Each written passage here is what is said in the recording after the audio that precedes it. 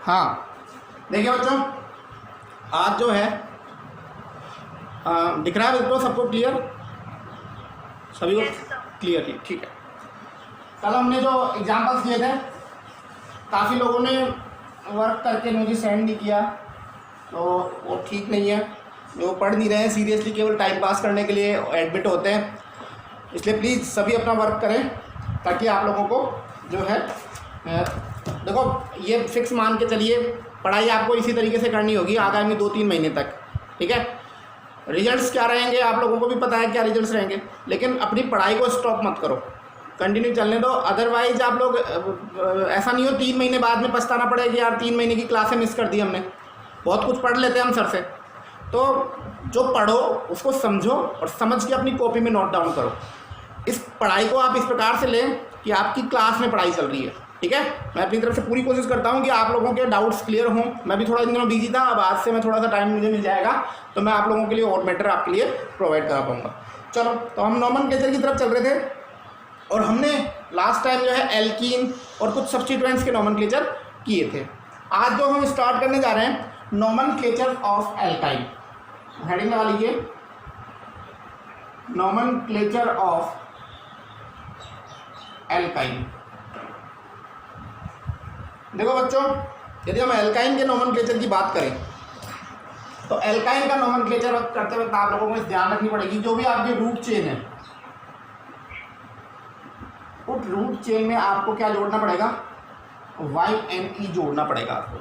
क्या जोड़ना पड़ेगा? जो भी रूट चेन है तो उसके अंदर आपको क्या जोड़ना पड़ेगा, आइन जोड़ना पड़ेगा, ठीक है। तो ये तो हमारा क्या हुआ, नोमेनक्लेचर का प्रिंसिपल हो गया। तो पहला पॉइंट जोड़ो, पहला पॉइंट नोट कर लो इसके अंदर, फॉर द नोमेनक्लेचर, उतारना शुरू कर दो, नोमेनक्लेचर ऑफ एल्काइन, और इसको आगे ही उतार दो, for the nomenclature of the alkyne, और आगे उतार लो रोड चेन प्लस आइन उतार लीजिए। सुप्रिया जी आप उतारिए।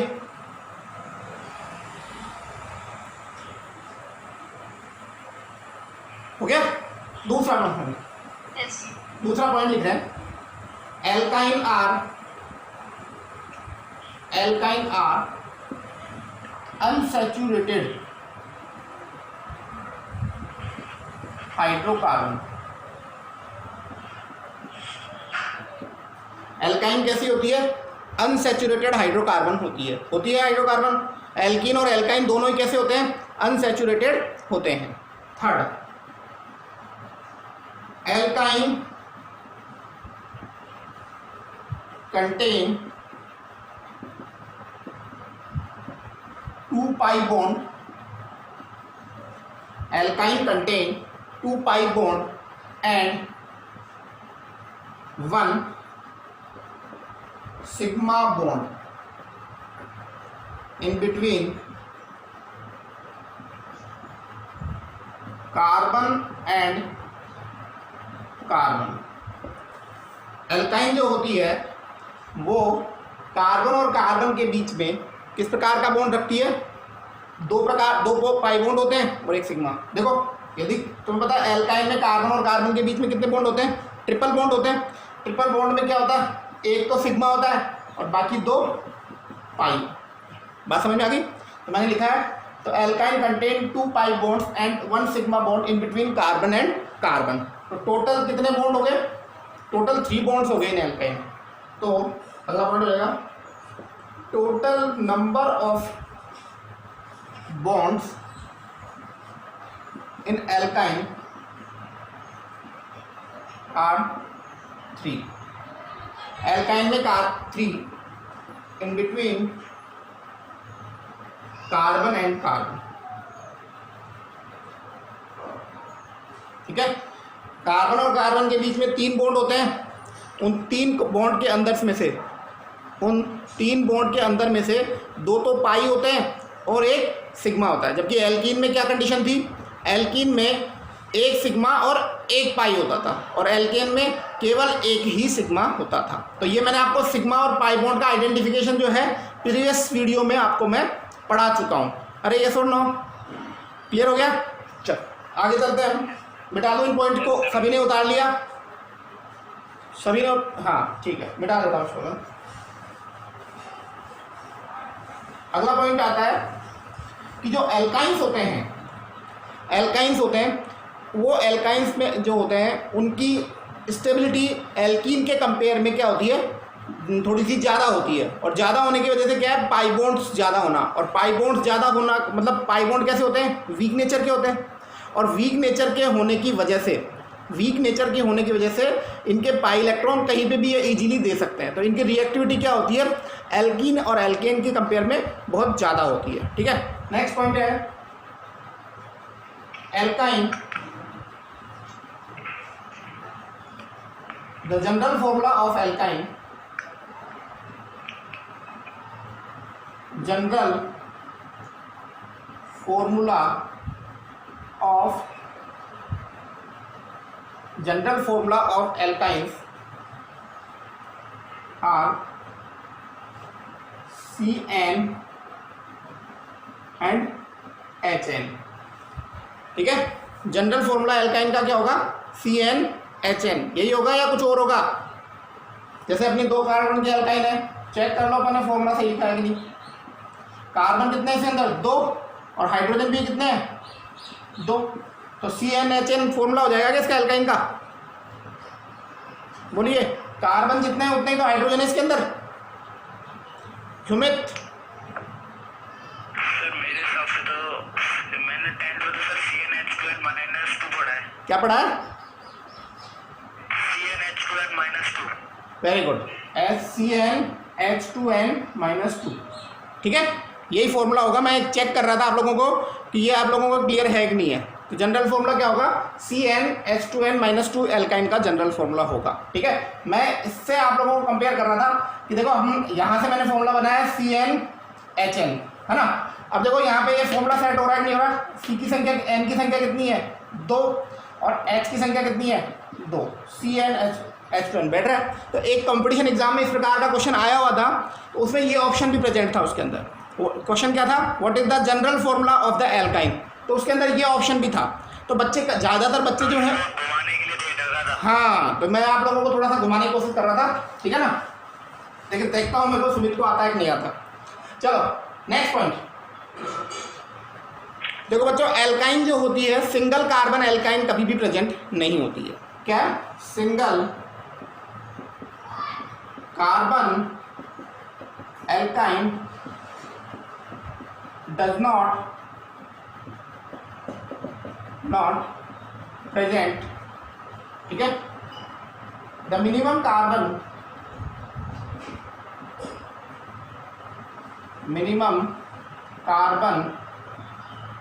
For the formation of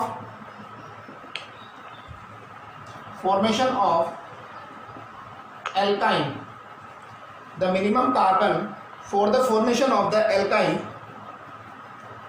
is, minimum कितने कार्बन की एल्काइन हो सकती है? मिनिमम जो है आपके 2 कार्बन की एल्काइन हो सकती है। 1 कार्बन की एल्काइन, क्योंकि एल्काइन होने के लिए ट्रिपल बॉन्ड चाहिए, और ट्रिपल बॉन्ड होने के लिए 2 कार्बन तो कम से कम होंगे ही होंगे। क्लियर? तो ये आप लोगों के कुछ मुख्य इंपॉर्टेंट पॉइंट्स हो गए एल्काइंस के। मिटा देता हूँ उसको।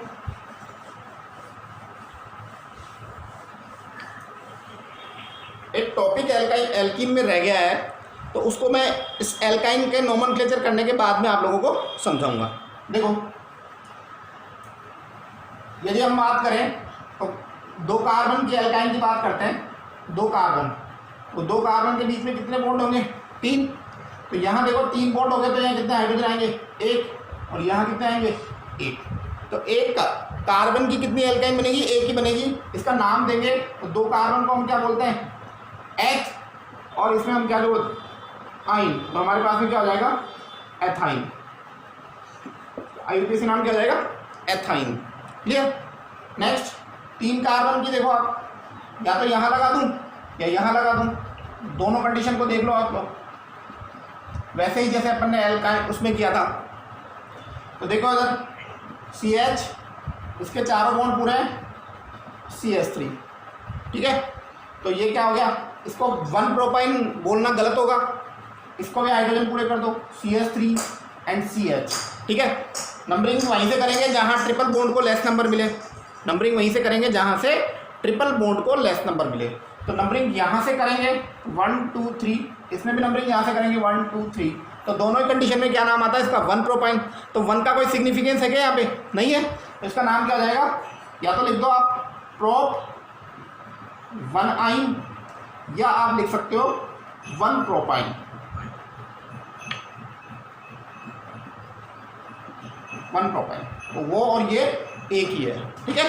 तो ये इनके IUPAC नाम हो जाएंगे, क्लियर। इसी प्रकार से अब आप लोग 4 कार्बन की कितनी एल्काइन बनेगी भाई, 4 कार्बन की 1 2 3 और 4, ठीक है। तो देखो 4 कार्बन की 2 ही एल्काइन बनती है। अब आप लोग एक्सपर्ट हो गए तो फटाफट कर देता हूँ। तो देखो 1 2 3 और 4 और 1 2 3 और 4, ठीक है। तो एक बार ट्रिपल बॉन्ड यहाँ लगा दूँ और एक बार ट्रिपल बॉन्ड यहाँ लगा दूँ, यहाँ लगाऊंगा तो वही बात आ जाएगी। तो इसका नाम क्या हो गया, CH, देखो CH2 और CH3। अब इसका नंबरिंग देना जरूरी है, तो इसका नाम क्या हो गया, ब्यूट 1 आइन, ठीक है। और इसका नाम क्या हो गया, हाइड्रोजन पूरे कर देता हूँ। देखो इसके 3 और 1 4, 3 और 1 4, तो इधर CH3 होगा। तो इसका क्या नाम हो जाएगा, ब्यूट 2 आइन। क्या नाम हो जाएगा इसका, ब्यूट 2 आइन हो जाएगा। तो आप लोगों को ये इसके नॉमेनक्लेचर समझ में आ गया एल्काइन का। तो आप 10 कार्बन तक, बस 10 तक ही करना अपन को, 10 कार्बन तक कितनी एल्काइन फॉर्मेशन होंगी इसके डायग्राम आप मुझे बनाओगे कॉपी में और आप मुझे पिक सेंड करोगे 10 कार्बन तक की एल्काइन के। अब थोड़े कॉम्प्लिकेटेड नॉमेनक्लेचर की तरफ हम मूव करते हैं, ठीक है।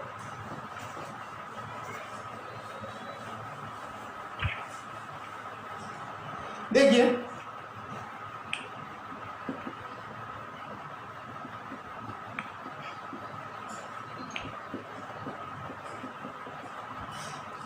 हमें इस कार्बन का नाम, इसका नोमेनक्लेचर करना है, ठीक है। तो सबसे पहले आप क्या करोगे, लॉन्गेस्ट कार्बन चेन का इस प्रकार से सिलेक्शन कर दोगे। सिलेक्शन करने के बाद में इधर से देखो क्लोरीन को 2 नंबर मिल रहा है, लेकिन इधर से एल्काइन को 2 नंबर मिल रहा है। तो नंबरिंग कहाँ से करोगे, इधर से।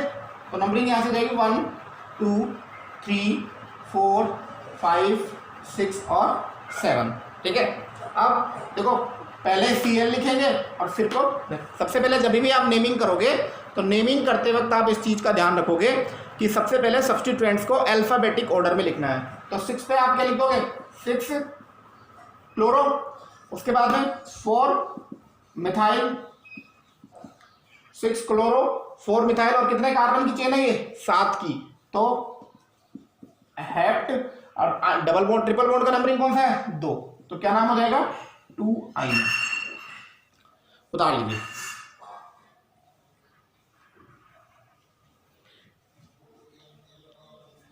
स्नेहिल, यस सर, समझ में आ गया बेटा। Yes sir, Sonu, yes sir, आ गया। ओके।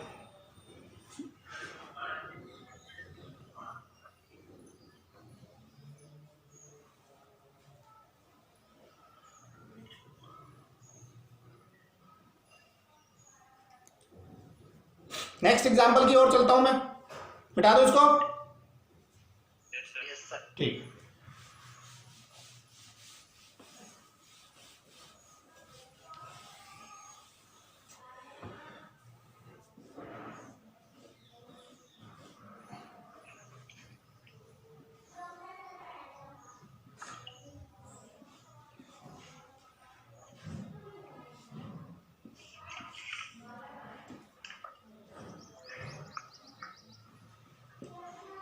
हो गया। अब मैं सबसे पहले इसका नोमेनक्लेचर, अब बताओ मुझे इससे अपन को जनरल फॉर्मूले बनाने की रिक्वायरमेंट है क्या, कौन ऐसा कैंडिडेट जिसको रिक्वायरमेंट है कि सर अब इससे आप वो बनाओ, तो मैं बनाऊं, नहीं तो मैं इसी से नोमेनक्लेचर देना शुरू कर दूं क्या। अब मुझे लगता है काफी बच्चे, हाँ सुमित, डायरेक्ट ही कर दो। डायरेक्ट कर दूं, सोनू, यस सर, कर दो। शुभांशु, सर कर दो। हाँ सुप्रिया, कर दो। ठीक है, मेघा, ठीक है। तो क्योंकि अब हम परफेक्ट हो गए, इससे ये बनाएंगे तो काफी समय हमारा बर्बाद होगा, तो हम सीधे ही बना देते हैं। देखो लॉन्गेस्ट कार्बन चेन आपकी कौन सी हो जाएगी? इसको भी ले सकते हो आप चाहो तो, लेकिन फिर इसको छोड़ना पड़ेगा। हो गया क्लियर? लॉन्गेस्ट कार्बन हो गई। कितने कार्बन हुए? 1 2 3 4 5 6 7 8 9 और 10। टोटल नंबर ऑफ कार्बन कितने हो गए? 10। दिख रहे हैं 10 सभी को? ठीक है, नंबरिंग अब करते हैं। देखो इधर से करते हैं तो 1 2 3 4 5 6, एल्काइन को 6 नंबर मिल रहा है, और इधर से कर रहे हो 1 2 3 और 4 ही नंबर मिल रहा है। और एक बात और है, इधर सब्स्टिट्यूएंट्स भी 2 आ रहे हैं, हालांकि इधर एक ही सब्स्टिट्यूएंट आ रहा है। तो नंबरिंग हम किधर से करेंगे? यहां से 1 2 3 4 5 6 7 8 9 और 10 कार्बन की चेन है ये पूरी। क्लियर? अब जब भी आप नोमेनक्लेचर दोगे तो पहले सब्स्टिट्यूएंट्स का नाम दोगे अल्फाबेटिक ऑर्डर में। तो 7 नंबर पे क्या है? ब्रोमो, और ब्रोमो को पहले क्यों लिखूंगा? क्योंकि बी से स्टार्ट होता है, और दिस इज द 7 ब्रोमो। उसके बाद में 2 और 3 पे क्या है? मिथाइल। इसका नाम क्या हो गया? 2 3 डाई मिथाइल, 2 3 डाई मिथाइल। और इसके बाद में कितने कार्बन की चेन है ये? 10 की। सारे सब्स्टिट्यूएंट लिख लिए अपन ने, ब्रोमीन लिख दिया, मिथाइल लिख दिए दोनों, डाई मिथाइल हो गया। इसके बाद में चेन, रूट चेन कितने कार्बन की है ये? 10। तो क्या लिख दोगे? डैक। ठीक है, और डैक के बाद में डबल बॉन्ड, ट्रिपल बॉन्ड की पोजीशन कितने पे? 4 पे। तो डैक 4 आइन इसका नाम हो जाएगा। उदाहरण लीजिए। सुमित, समझ में आ गया? यस सर, आ गया। यदि कोई कैंडिडेट ऐसा है कि सर मुझे समझ में नहीं आया तो बता सकता है, मैं सोल्व कर दूंगा उसकी प्रॉब्लम। सभी क्लियर है? Okay, thank you. नेक्स्ट, मिटा रहा हूं मैं यहां पे।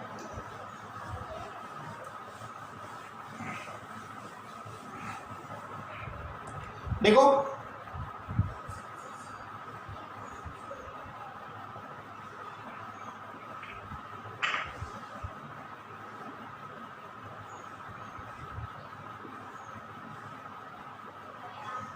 आपको क्या एग्जाम में कुछ है, जो कंपटीशन एग्जाम में की तो ना तैयारी, तो ऐसे अटपटे से डायग्राम मिलते हैं। मैं आप लोगों को इन अटपटे डायग्रामों से लड़ना सिखा रहा हूँ, ताकि आप इनको देखकर एग्जाम में घबरा नहीं जाओ। 2-3 साल बाद में जब नीट की तैयारी करने जाओ तो करोगे, 2 साल बाद में लड़ना, तो ये एग्जाम्पल ऐसे मिलेंगे आप लोगों को। तो मैं आप लोगों को सिंपल एग्जाम्पल्स नहीं करवा रहा हूँ, थोड़ा कॉम्प्लिकेटेड करवा रहा हूँ, ताकि आप उनसे ईजिली सीख जाओ। थोड़ा डिफिकल्ट सीख लोगे तो ईजी आराम से कर दोगे। ठीक है, देखो इसका नोमेनक्लेचर करना है हमको। थोड़े और सब्स्टिट्यूएंट जोड़ देता हूँ।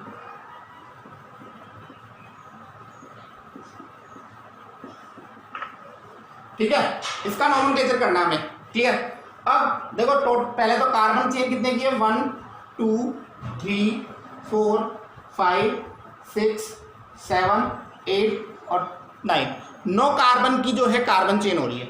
अब नंबरिंग देखो 1 2 3 1 2 3 4 5 1 2 3 4, दोनों में से किसी भी तरफ से कर लो आप नंबरिंग, कोई फर्क पड़ेगा क्या? इधर से करते हो तो ट्रिपल बॉन्ड को 1 नंबर, इधर से करते हो तो ट्रिपल बॉन्ड को 1 नंबर, इधर से करते हो तो ब्रोमीन को 2 नंबर, इधर से भी करते हैं तो ब्रोमीन को 2 नंबर, इधर से करते हैं तो नाइट्रो को 3 नंबर, इधर से करते हैं तो नाइट्रो को 3 नंबर, इधर से करते हैं तो मिथाइल ग्रुप को 4 नंबर, इधर से करते हैं तो मिथाइल नंबर को 4 नंबर। तो दोनों में से किधर भी कर सकता हूं मैं। तो देखो इधर लॉन्गेस्ट कार्बन चेन आपकी कौन सी हो गई? This is the longest carbon chain. हो गया, लॉन्गेस्ट कार्बन चेन हो गई। तो अब नंबरिंग आपके जचे जहां से कर लो, 1 2 3 4 5 6 7 8 और 9। ठीक है, 9 कार्बन की चेन हो गई ना? हो गया। इसके बाद में सबसे पहले हमारे को सब्स्टिट्यूएंट्स के नाम देने हैं अल्फाबेट ऑर्डर में। तो देखो अल्फाबेट कहाँ कहाँ है? एक ब्रोमीन है 3 पे और 7 पे, तो क्या लिख दूंगा? 3 7 डाई ब्रोमो। क्या नाम हो जाएगा इसका? 3 7 डाई ब्रोमो। ठीक है, उसके बाद में बी के बाद में नाइट्रो, तो नाइट्रो कहाँ का है? 4 पे और 6 पे, तो नेक्स्ट हो जाएगा 4 6 डाई नाइट्रो, ठीक है, 3,7 डाइब्रोमो 4,6 डाइनाइट्रो, ठीक है। और अब एन, और एन के बाद में एम आता है या एम के बाद में एन आता है? एम पहले आता है, तो यहाँ पे पहले आपको 5 मिथाइल लिखना पड़ेगा, और 5 मिथाइल के बाद में आपको 4,6 डाइनाइट्रो, कितने कार्बन की चेन हो रही है? 9 की, तो 9 को नॉन बोलते हैं अपन, नॉन, ठीक है। और कितने पे है? 1 पे और 8 पे, नॉन 1,8 डाई आइन, इसका नाम हो गया। इसका थोड़ा कम कॉम्प्लिकेटेड है, वापस रिपीट समझा देता हूं मैंने सबसे पहले क्या किया? लॉन्गेस्ट कार्बन चेन का सिलेक्शन किया। लॉन्गेस्ट कार्बन चेन सिलेक्शन के बाद में मैंने देखा नंबरिंग कहीं से भी कर सकते हैं, इधर से करने पे भी कोई खास फर्क नहीं पड़ता और इधर से भी फर्क नहीं पड़ता, क्योंकि सबको वही नंबर मिल रहे हैं जो पहले मिल रहे थे। तो सबसे पहले सब्स्टिट्यूएंट्स के नेम दिए मैंने, सब्स्टिट्यूएंट्स के नेम मैंने ऐसे दिए किसमें कि सबसे पहले जो अल्फाबेट में पहले आ रहे हैं उनको पहले लिखा, तो 3 और 7 पे ब्रोमो थे तो 3,7 डाइब्रोमो हो गया। उसके बाद में 4 पे और 5 पे, सॉरी 5 नंबर पे मिथाइल था, मिथाइल और नाइट्रो में मिथाइल एम से शुरू होता है और जो नाइट्रो NO2 है वो एन से शुरू होता है, ठीक है। तो 4, 5 डाई मिथाइल है ना, ये हो गया 5 मिथाइल, और सॉरी ये 4 गलत लिखा में आ गया सर, ठीक है, इसको चेंज कर लो। 3,7 dibromo, 5 methyl, 4,6 dinitro, non 1,8 di आइंस, इसका नाम हो गया। समझ में आ गया सभी को? किसी को डाउट है? सुमित? ठीक है, सभी को आ गया भाई? किसी को प्रॉब्लम हो तो बोल सकता है, बीच में वापस समझा दूंगा मैं, ठीक। अगला एग्जांपल देखते हैं।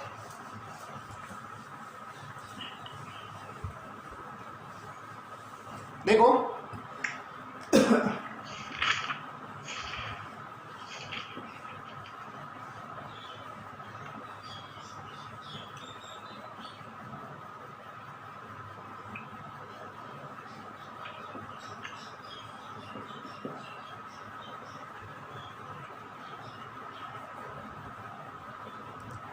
ओके, चलो अब मैंने ऐसा एग्जांपल लिया है इस बार जिसमें डबल बॉन्ड भी है और ट्रिपल बॉन्ड भी है। इस कंडीशन में हम क्या करते हैं, ठीक है। देखो मैंने लॉन्गेस्ट कार्बन चेन का सिलेक्शन किया। अब जब ऐसी कंडीशन आ जाए कि जिसमें डबल बॉन्ड भी पहले से एग्जिस्ट है और ट्रिपल बॉन्ड भी एग्जिस्ट है, उस कंडीशन में आप लोगों को एक चीज़ का तो ये ध्यान रखना है कि डबल बॉन्डेड कार्बन और ट्रिपल बॉन्डेड कार्बन जो है, डबल बॉन्डेड कार्बन और ट्रिपल बॉन्डेड कार्बन जो है वो चेन में होने चाहिए, वो बाहर नहीं होने चाहिए, चाहे हमारी कार्बन चेन लॉन्गेस्ट नहीं हो पाए। Both double bonded carbon and triple bonded carbon are exist in our longest carbon chain while the carbon chain should be low. Carbon chain छोटी हो सकती है, कोई दिक्कत नहीं। तो अगला एक रूल लिख लो, इफ इन ए कंपाउंड, एक रूल नोट करो, if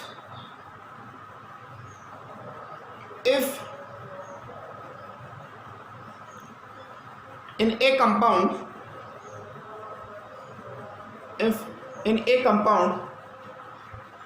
double bond and triple bond, double bond and triple bond both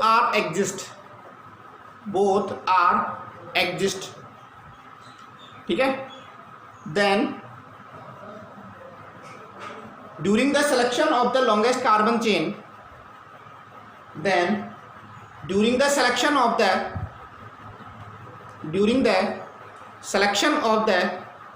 longest carbon chain, the double bonded carbon and triple bonded carbon, double bonded carbon and triple bonded carbon should be exist should be exist in longest carbon chain, should be exist in longest carbon chain. ठीक है, चलो इस rule का application use करते हैं। देखो बच्चों, मैं अभी एल्काइन खत्म हो जाएंगी, ये अभय जो है कल भी 9:30 आया था, आज भी 9:30 आया था। भैया मैं आप लोगों को सबको इन्फॉर्म करना चाहूँगा एक बार फिर से, हमारी क्लास का जो टाइम है वो एग्जैक्ट 9 बजे से होता है। क्लास जो है 9 बजे से शुरू होती है। तो मेरा उन सभी बच्चों से निवेदन है कि वो 9 बजे क्लास को ज्वाइन करें। उससे क्या होगा, आप कुछ सीख पाओगे। अदरवाइज 9:30 बजे आने का मतलब तो ये हो गया कि मैं अब आपकी पिटाई भी नहीं बना सकता और आप शैतानी भी कर रहे हो। ठीक है, लेकिन एक दिन स्कूल ज़रूर खुलेगा, इस चीज़ का आप लोग ध्यान रखें। उस वक्त मैं बदला ले लूँगा आप लोगों से। ठीक है, इसलिए डिसिप्लिन मेंटेन रखें। ये आप ये समझ के चलिए कि ये वैसे ही क्लासें हो रही है, बस ये क्लास का नाम जो है वर्चुअल क्लास है, अदरवाइज ये रियल क्लास है। इसको आप लोग ऐसा ना लें कि ये क्लास जो है ये टॉपिक आपको वापस स्कूल में पढ़ाए जाएंगे, ऐसा नहीं है। जो बच्चे पढ़ रहे हैं वो पढ़ेंगे। हाँ भैया, why are you so late today? Sir late हो गया थोड़ा सर, फोन चार्ज नहीं था। हाँ, कभी फ़ोन चार्ज हो गया था। चलो 10 मिनट, अभी तो एक वीडियो बंद होने वाला है, 10 मिनट बाद इसका नोमेनक्लेचर सीख लो, बाद में बात करेंगे आपसे। चलो, लॉन्गेस्ट कार्बन चेन का सिलेक्शन इस प्रकार से करना है कि डबल बॉन्ड और ट्रिपल बॉन्ड हमारी चेन में होने चाहिए। तो देखो यार,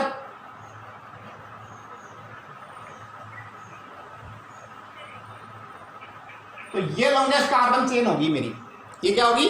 लॉन्गेस्ट कार्बन चेन। देखो मैंने इस लॉन्गेस्ट कार्बन चेन का सिलेक्शन इस प्रकार से किया है कि दोनों ही डबल बॉन्ड और ट्रिपल बॉन्ड जो है हमारी चेन के अंदर है। अब मैं एक चीज़ आपको बताने वाला था, बीच में अभय आ गया। मैं ये बता रहा था कि मैं आप लोगों को अब थोड़ी देर बाद में, यानी 1 या 2 क्लास के बाद में, मैं आपको प्रायोरिटी टेबल लिखवाऊंगा पूरी, और उस प्रायोरिटी टेबल में मैं आप लोगों को बताऊंगा कि कौन से फंक्शनल ग्रुप की कहाँ पोजीशन है, कहाँ पर स्टैंड कर रहा है। तो हमारे जब हम फंक्शनल ग्रुप की टेबल पढ़ेंगे तो उस टेबल के अंदर मैं आप लोगों को उनके प्रीफिक्स नेम बताऊंगा और सफिक्स नेम बताऊंगा, और ये भी बताऊंगा कहाँ प्रीफिक्स यूज करना है, कहाँ सफिक्स यूज करना है। तो एल्कीन की पोजीशन जो है एल्काइन से ऊपर आती है, मतलब एल्कीन जो फंक्शनल ग्रुप है थोड़ा सा ज़्यादा दमदार है एल्काइन से। तो जो फंक्शनल ग्रुप ज़्यादा दमदार होता है उसको सबसे लास्ट में लिखा जाता है, इस चीज़ का ध्यान रखना। जो फंक्शनल ग्रुप सबसे ज़्यादा दमदार होता है उसको सबसे लास्ट में लिखा जाता है। और आगे के नियम फंक्शनल ग्रुप में बताऊंगा क्योंकि फिर ये लंबा हो जाएगा। ठीक है, तो देखो अब नंबरिंग जो है, अब हम यहाँ हमारे पास में एल्कीन आ गई, यहाँ एल्काइन आ गई। तो अब मेन फंक्शनल ग्रुप कौन हो गया? एल्कीन हो गया, इसके अंदर एल्काइन नहीं रहा। तो अब नंबरिंग कहाँ से करेंगे? हम एल्कीन से करेंगे, ना कि एल्काइन से। ये बात समझ में आई क्या? मैं आपको रूल्स लिखाऊंगा फंक्शनल ग्रुप के, तो वहाँ ये चीज़ मेंशन करा दूंगा। अभी मैं सिर्फ नोमेनक्लेचर बता रहा हूँ कि एल्कीन और एल्काइन में जब हम फंक्शनल ग्रुप की टेबल पढ़ेंगे तो एल्कीन का नाम थोड़ा ऊपर आता है, और एल्कीन का नाम ऊपर आने की वजह से नंबरिंग हम पहले कहाँ से शुरू करेंगे? एल्कीन से। ठीक है, तो यहाँ देखो 1 2 3 4 5 6 और 7। इस कार्बन को पकड़ के आप सीधा कर सकते हो आराम से, लॉन्गेस्ट कार्बन चेन होगी। ये मत समझना कि सर ये खींचेगी कैसे। पकड़ो इस कार्बन को और यूँ पकड़ के सीधा कर दो, सीधी हो जाएगी ये चेन। हो गया। सबसे पहले क्या करोगे? सब्स्टिट्यूएंट कौन कौन से हैं? देखो ये बाहर निकल रहा है मिथाइल, ये फ्लोरो और ये ब्रोमो, 3 सब्स्टिट्यूएंट्स हैं यहाँ पे। तो पहले तो भैया मैं 4 नंबर पे लिख रहा हूँ आपके सामने ब्रोमो। 4 नंबर पे क्या लिख रहा हूँ? ब्रोमो। फिर उसके बाद में ये एफ से शुरू होता है और ये मिथाइल जो है एम से शुरू होता है। तो पहले किसको लिखूंगा? फ्लोरो को। तो 5 पे क्या हो गया? 5 फ्लोरो। 5 पे क्या हो गया? फ्लोरो। और 5 पे क्या हो गया? मिथाइल। 5 फ्लोरो 5 मिथाइल। अब आए सब्स्टिट्यूएंट्स की बारी। तो यहाँ पे हमारे पास में ये जो डबल बॉन्डेड है, ये इसको हम पहले लिखेंगे और इसको बाद में लिखेंगे। जो मेन फंक्शनल ग्रुप होता है उसको बाद में लिखते हैं। तो नंबरिंग यहाँ से करेंगे। 6 पे तो क्या है हमारे पास में? 6 आइन, और डबल बॉन्ड कितने पे? 2 पे, 2 T। बात समझ में आ गई क्या आप लोगों को? ये नोमेनक्लेचर समझ में आया क्या? पहले तो ये बताओ। जिसको नहीं समझ में आया वो एक बार मुझे हाँ करो सर, एक बार वापस रिपीट कर दो। सर वापस रिपीट करो। ठीक है। हाँ अच्छा, वो लिखा भूल गया कि मैं, कितने कार्बन की चेन है? हो गया। देखो इधर सबसे पहले हम इस एग्जाम्पल की खास बात क्या है, इस एग्जाम्पल को मैं आप लोगों के सामने क्यों रिप्रेजेंट कर रहा हूँ? इस एग्जाम्पल को मैं आपके सामने इसलिए रिप्रेजेंट कर रहा हूँ कि इस एग्जाम्पल में डबल बॉन्डेड कार्बन भी प्रेजेंट है और इस एग्जाम्पल में ट्रिपल बॉन्डेड कार्बन भी प्रेजेंट है। ये बहुत क्रिटिकल कंडीशन आ गई। फिर मुद्दा ये आता है कि नंबरिंग, हम चेन का सिलेक्शन करें। तो चेन सिलेक्शन के दौरान मैंने आप लोगों को ये चीज़ समझाई कि जब चेन का सिलेक्शन करोगे तो चेन का सिलेक्शन इस प्रकार से करोगे कि डबल बॉन्डेड कार्बन भी और ट्रिपल बॉन्डेड कार्बन भी हमारी चेन में होने चाहिए। तो ये डबल बॉन्डेड कार्बन भी देखो चेन के अंदर है और ट्रिपल बॉन्डेड कार्बन भी चेन में, ये रूल हो गया। अब यदि मान लो ऐसा होता, क्वीन है ना, हाँ बेटा सर तुम ये होना चाहिए आपने। क्या लिख रखा बेटा? आई लिख रखा। Okay okay okay okay. Sir why any की जगह ओह अरे सॉरी बेटा, हो जाता है कई बार गलती, समझ गया। सर 6 पे नहीं 2 पे। सर 6 पे थोड़ी 6 पे तो ट्रिपल बॉन्ड है। ओके ओके ओके, यहाँ पे ओके, चलो हो जाती है गलती। सुनो, तो सबसे पहले हमने डबल लॉन्गेस्ट कार्बन चेन का सिलेक्शन कर लिया। अब लॉन्गेस्ट कार्बन चेन सिलेक्शन के बाद में यहाँ से नंबरिंग करता हूँ तो ट्रिपल बॉन्ड को 1 नंबर मिलता है और यहाँ से नंबरिंग करता हूँ तो डबल बॉन्ड को 2 नंबर मिलता है। तो मैं अब आपको क्या है कि आने वाली क्लासों में प्रायोरिटी टेबल लिखवाऊंगा आपको मैं और प्रायोरिटी टेबल में नीचे कोने पे बिल्कुल बॉटम में आपको एल्केन एल्कीन एल्काइन तीनों मिलेंगे, लेकिन एल्काइन की पोजीशन थोड़ी ऊपर है, एल्काइन की पोजीशन नीचे है। तो अब जो फंक्शनल ग्रुप जो दादा पहले आएगा उस दादा को पहले लिखना पड़ेगा। तो यहाँ दादा कौन है, एल्कीन या एल्काइन? एल्कीन है यहाँ का दादा, तो एल्कीन से नंबरिंग करना पड़ेगा। अब तुम्हारी क्लास में भी तो होता है, कई दादे होते हैं तो पहले उन दादाओं को बात करनी पड़ती है, फिर पूरी क्लास से संभालना पड़ता है। तो वैसे ही यहाँ पे स्थिति है। तो यहाँ दादा कौन है, एल्कीन है, राइट। जहाँ भाई जैसा कार्बोक्सिलिक एसिड आ जाएगा तो वहाँ दादा वो हो जाएगा। तो यहाँ एल्कीन और एल्काइन 2 फंक्शनल ग्रुप आ रहे हैं, लेकिन इन दोनों में से महारथी कौन है, एल्कीन है। तो हमको भाई यहाँ से चालू करना पड़ेगा, ठीक है। तो यहाँ से चालू किया मैंने, तो लॉन्गेस्ट कार्बन चेन देखो यूं करते हुए 7 कार्बन की हो गई। तो पहले सब्स्टिट्यूएंट्स के नाम लिख दिए मैंने, सब्स्टिट्यूएंट्स के बाद में रूट चेन लिख दी मैंने, और रूट चेन लिखने के बाद में मैंने फिर पहले नाम लिखा किसका, छोटे वाले का, और फिर बाद में सबसे अंत में किसका लिखा, बड़े वाले का। अब तक हम ऐसा ही करते आए हैं। देखना, एल्कीन यदि किसी में फंक्शनल ग्रुप है तो सबसे अंत में लिखा है मैंने एइन को कि 4-2-डाइईन, ऐसा सब कुछ बन गया। जो दादा होता है उसको सबसे बाद में लिखते हैं, लेकिन नंबरिंग उसको सबसे पहले देते हैं। बात क्लियर होगी आपको? सभी को क्लियर हो गया क्या? Yes sir. ओके, चलो नेक्स्ट एग्जांपल लेते हैं। देखो बच्चों, मैं आप लोगों को बताऊं कि जो साइक्लिक कंपाउंड्स हैं, साइक्लिक कंपाउंड जो हैं वो एल्काइन की फॉर्म में एग्जिस्ट नहीं हो पाएंगे। हो पाएंगे क्या? देखो करके देखते हैं। देखो ठीक है। अब यहाँ पे मान लो मैं ट्रिपल बॉन्ड कर देता हूँ, कर दूँ ट्रिपल बॉन्ड। तो अब देखो इसके पास कितने बॉन्ड हो गए, 1 2 3 4। इस कार्बन के पास कितने हो गए, 1 2 3 और 4 बन गया ये। तो इधर देखो,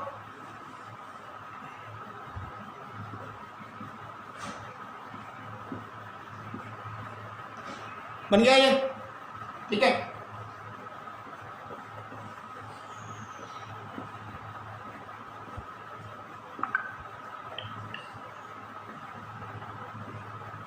ठीक है,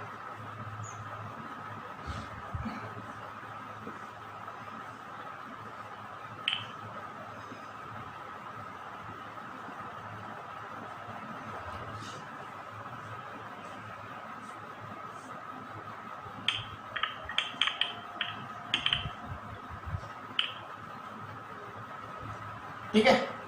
कुछ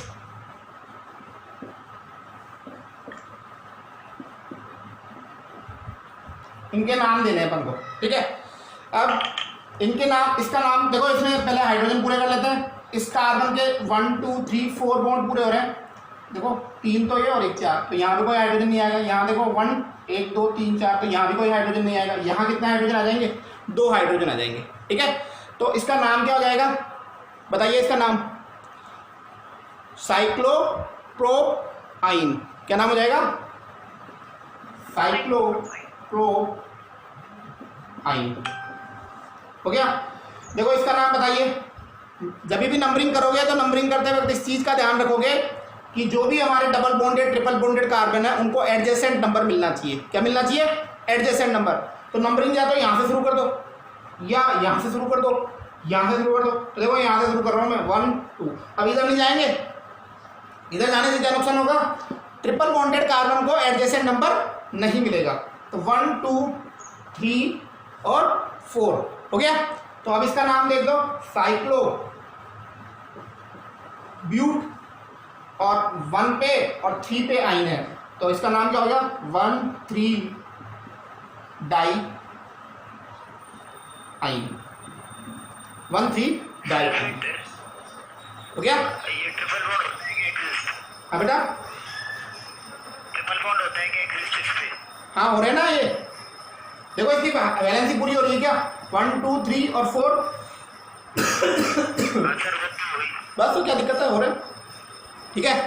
तो साइक्लोब्यूट 1 3 डाईइन हो गया, ठीक है। इसका नाम दे दो 1 2 3 एंड 4, क्लियर। तो इसका नाम क्या हो जाएगा, साइक्लोब्यूट 1 आइन, साइक्लोब्यूट 1 आइन, ठीक है।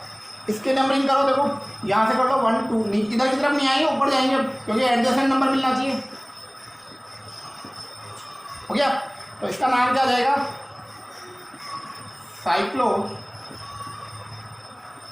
साइक्लोपेंट, है ना।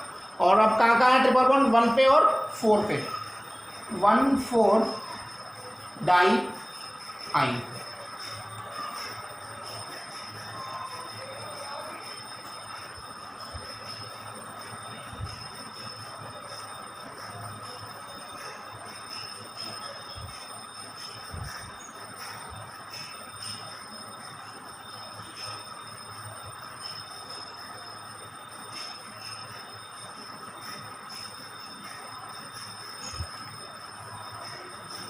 उतार लीजिए इसको,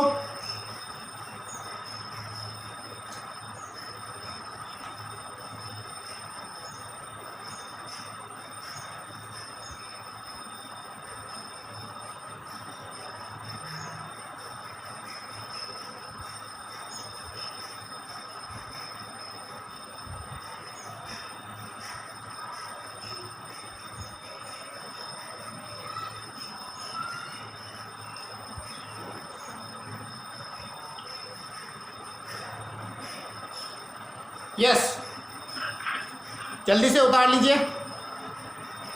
आप बहुत जल्दी कनेक्ट किया करो भाई, बहुत जल्दी कनेक्ट किया करो, ठीक है ना, क्योंकि मैं तो 2 मिनट लगते हैं मुझे स्टार्ट करने में, आप तुरंत ही एडजस्ट कर लिया करो। चलो उतार ली क्या, इसका नाम देखिए। सर एक मिनट। हाँ हाँ मैं रुक गया, कहीं मिटा नहीं रहा हूँ।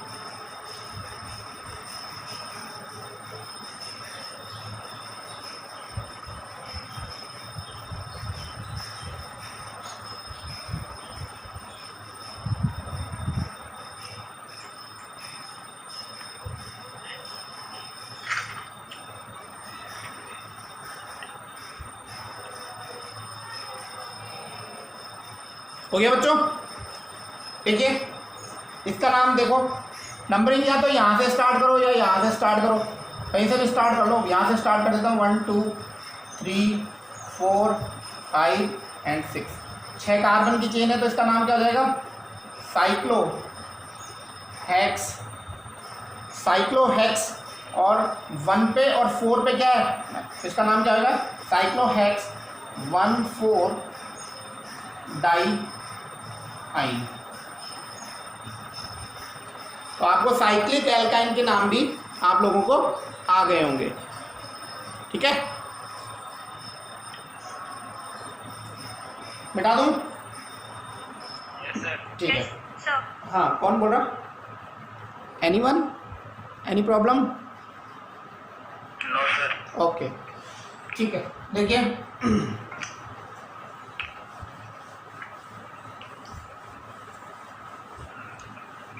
कुछ और एग्जाम्पल्स लेते हैं, आगे उसमें कुछ डाउट्स आएंगे तो हम लोग कर लेंगे, ठीक है। देखो अब मैं आप लोगों को थोड़ा सा इतने डिफिकल्ट एग्जाम्पल देता हूँ जिसमें थोड़ा सा चेन सिलेक्शन में भी आप लोगों को थोड़ी प्रॉब्लम्स हो।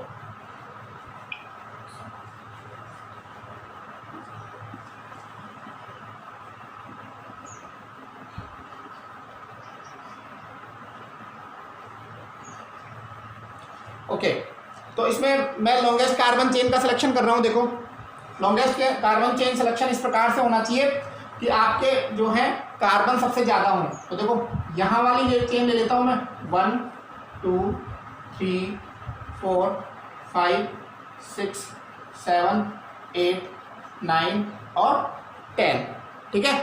तो ये वाली चेन हो जाएगी। अब बच्चे क्या करते हैं, इस वाली को ले लेंगे क्योंकि आसान लगती है। अरे भाई इस कार्बन को और इस कार्बन को पकड़ो, सीधा हो जाएगा ना। तो ये वाली चेन सिलेक्शन करना है। बच्चे जनरली गलती क्या करके आते हैं इसके अंदर, ये वाली चेन का सिलेक्शन कर लेते हैं जब ये 9 कार्बन की होगी। देखो 1 2 3 4 5 6 7 8 और 9 कार्बन की होगी, और ये ना। तो ये वाला आप चेन सिलेक्शन करोगे इसके अंदर।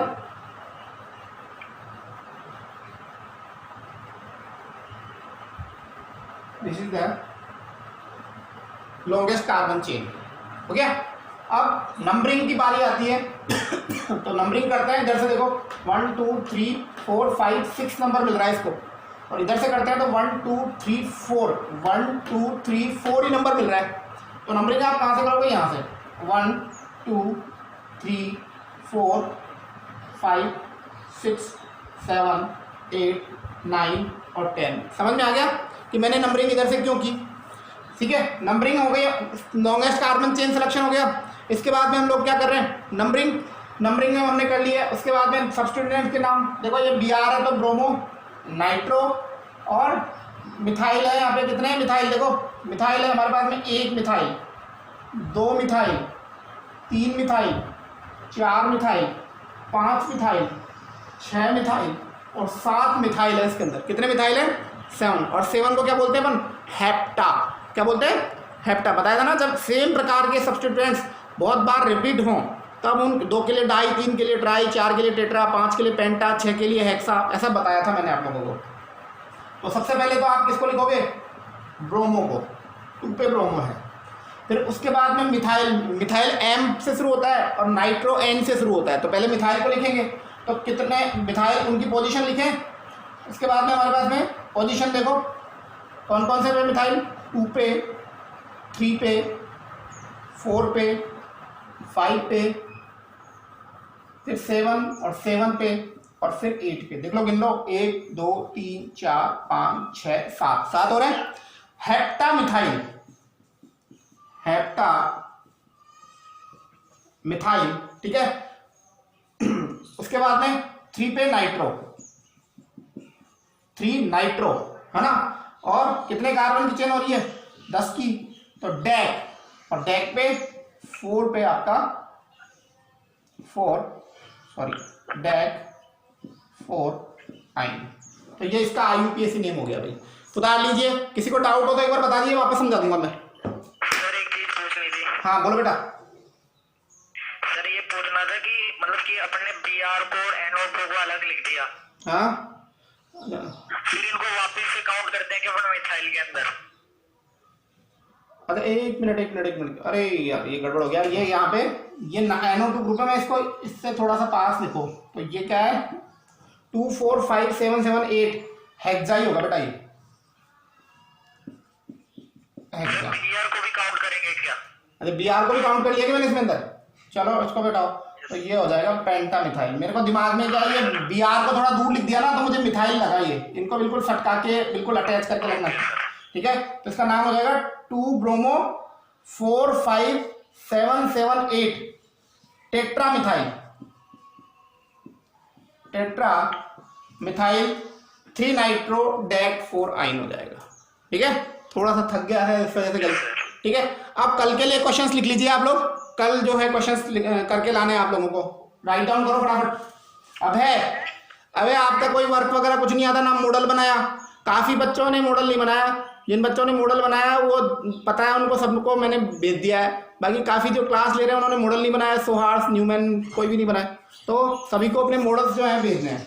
देखो अब कल जो आप लोगों को कॉपी में असाइनमेंट है वो लिख लो अपना।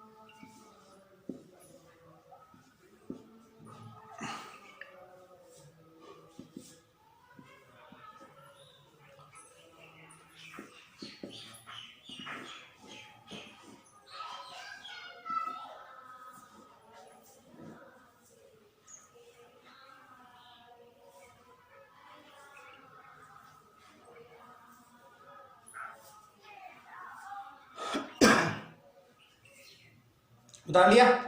अब है सर 1 मिनट उतार रहे हैं। अरे ये बच्चे की आवाज कैसे आ रही है?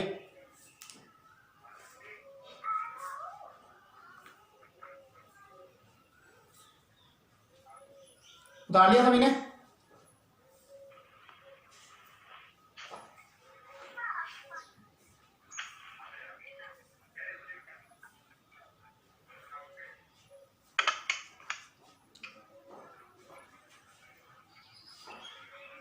ओके बेटा। सुमित, हाँ सर हो गया। पूर्वी,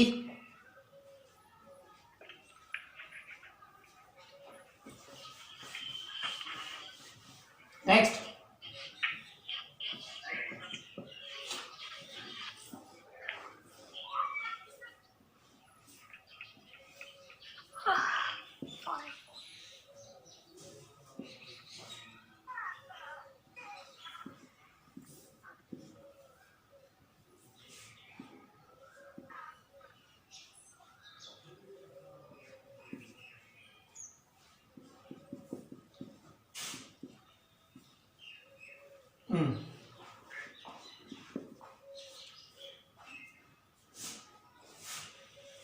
ये थोड़ा सा इसको चिपका के लिखो भाई, तुम लोग भी मेरी तरफ गलती कर दोगे फिर मिथाइल लिख लोगे।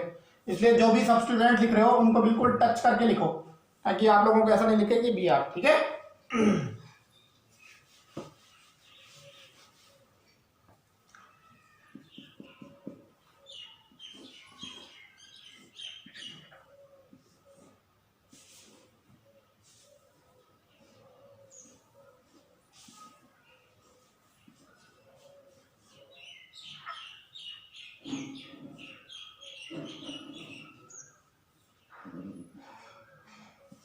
चलो ये सिंपल नेम दे दिया कल पर, इसको आप करके लाना।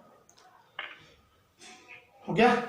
आगे देखिए। सर 1 मिनट लास्ट वाला और हटाओ। ये वापस मिटाओ। नहीं इसको मत मिटाओ सर। हाँ ठीक, ये तो मिटा दो। मिटाओ। ये तो मिटा दो ना? हाँ सर। ठीक है।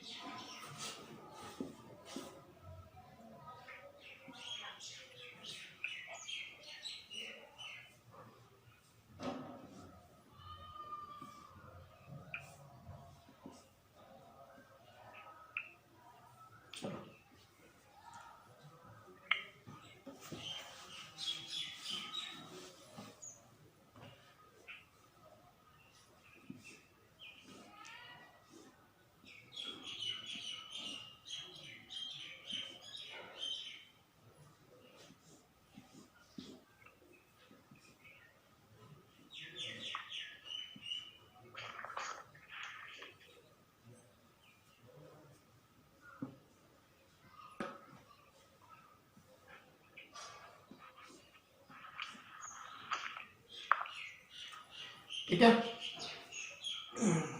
उतार लीजिए। या नेक्स्ट।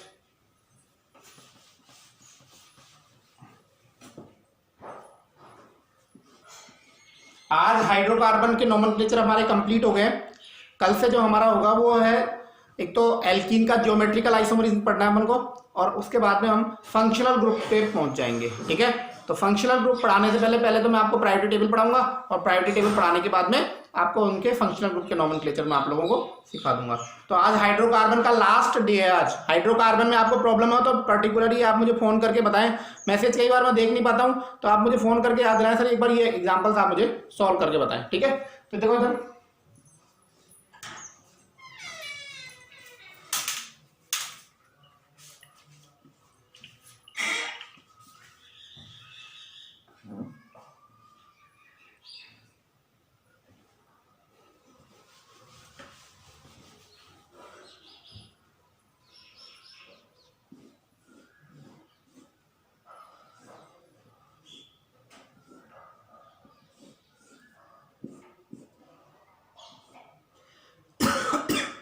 ठीक है, आज इतना ही करते हैं।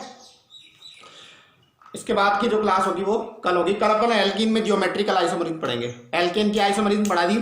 एल्कीन में जिस प्रकार से जिन बच्चों ने मॉडल बनाए वो बहुत अच्छे बनाए, और सर ने भी उनकी बहुत तारीफ करी है, मैडम ने बहुत तारीफ करी है, बहुत अच्छा है।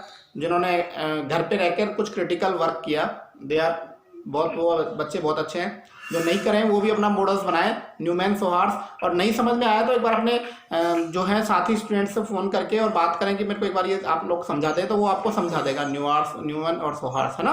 कॉन्फॉर्मेशनल आइसोमरिज्म मैंने आप लोगों को बहुत अच्छे पढ़ाया था। कल मैं आप लोगों को जो है ज्योमेट्रिकल आइसोमरिज्म पढ़ाऊंगा। मैंने आप लोगों को दो प्रकार की आइसोमरिज्म पढ़ाई थी ना। एक तो आपको बताई थी मैंने कौन सी, एक तो स्ट्रक्चरल आइसोमरिज्म, और दूसरी मैंने कौन सी बताई थी आप लोगों को, आपको जो बताई थी वो स्टीरियो आइसोमरिज्म। और स्टीरियो आइसोमरिज्म दो प्रकार की बताई थी, एक तो मैंने कॉन्फॉर्मेशनल और दूसरी कॉन्फिगरेशन।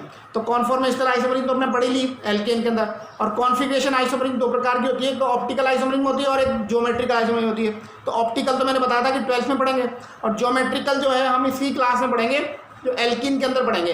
तो कल हम जो है ज्योमेट्रिकल आइसोमरिज्म को स्टडी करेंगे। ठीक है, तो ज्योमेट्रिकल आइसोमरिज्म जो है उसका भी आपको एक मॉडल बनाना होगा, तो उसके लिए भी आप प्रिपेयर रहें। कल मैं वैसे ही समझाऊंगा आप लोगों को, जिस मार्कर वगैरह का स्टेटस लेके आपको ज्योमेट्रिकल, क्योंकि स्टीरियो है, स्टीरियो की स्टडी हम स्पेस में ही कर सकते हैं बच्चों। ठीक है, स्ट्रक्चर जिस चीज़ को हम पेपर पे ड्रा नहीं कर सकते ना, जिस सब्सटेंस को हम पेपर पे ड्रा नहीं कर सकते उसको स्टीरियो बोलते हैं। जिस सब्सटेंस को हम पेपर पे ड्रा नहीं कर पाते उसको हम क्या बोलते हैं, स्टीरियो आइसोमरिज्म बोलते हैं। तो आप लोगों को समझ में आ गया होगा। स्टीरियो का मतलब होता है 3 dimensional representation of the molecule, that is known as stereo. तो कल हम इसको स्टीरियो को हम स्टडी करेंगे। आज हम इतना ही स्टडी करेंगे। धन्यवाद, आपने क्लास ली, आप जा सकते हो।